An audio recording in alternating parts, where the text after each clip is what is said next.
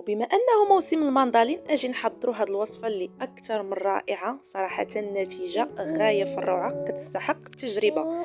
كمقادير غادي نحتاج 2 بيضات، حبات من المندالين، كاس ديال الزيت، كاس ديال السكر حبيبات، 2 معالق كبار من الكوك، وعلبه من اليوغورت، وزلافه ديال الفينو، وكيس من خميره الحلويات، وكيس من السكر ديال الفانيلا.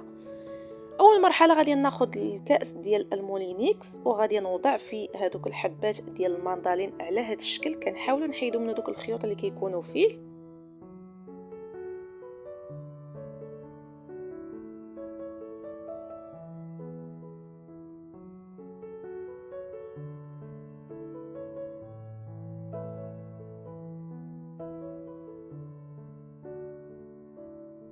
غادي نزيد 2 بيضات، وغادي نزيد كاس ديال الزيت، كاس ديال السكر حبيبات، وعلبه من اليوغورت، ومن الاحسن يكون طبيعي.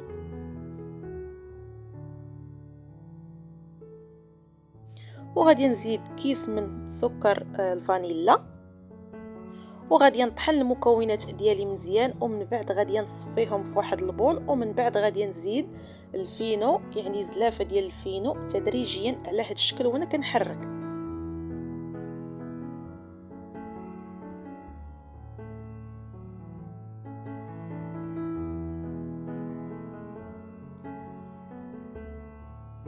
غادي نزيد 2 معالق كبار من الكوك. كيف ما كنعرفوا ان الكوك والمذاق ديال البرتقال كيتواتاو بزاف، كيجيو زوينين في المذاق.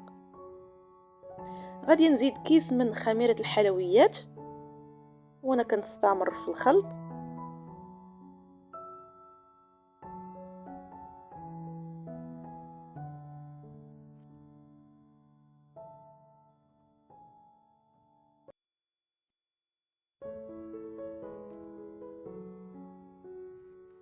وغادي نزيد تقريبا نصف كأس من دقيق الابيض، دقيق الفورس، يكون من نوعيه جيده.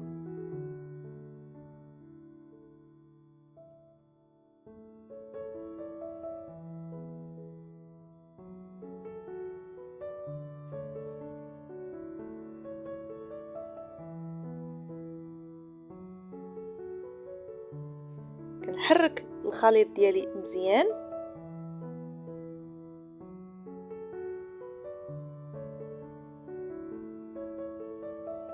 الا بان لكم الخليط ديالكم خفيف تقدروا تزيدوا يعني الدقيق الابيض، دقيق الفورس. كمرحله اخيره غادي نزيد معلقه كبيره ديال الخل.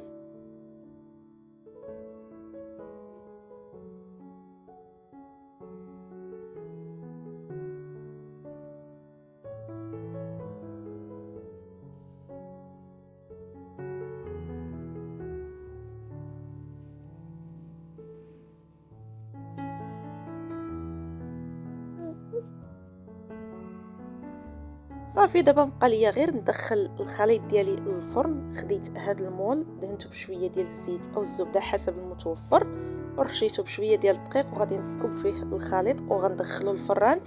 يكون سخون ديجا، مشعول غير من التحت ومطفي من الفوق حتى كيبان لينا الكيك ديالنا او البسبوسه عفوا ديالنا طلعات. عاد كنشعلوا عليها من الفوق.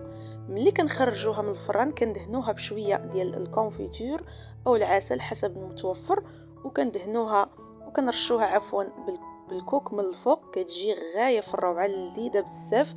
نتمنى تجربوها وتردوا عليا الخبر. والسلام عليكم.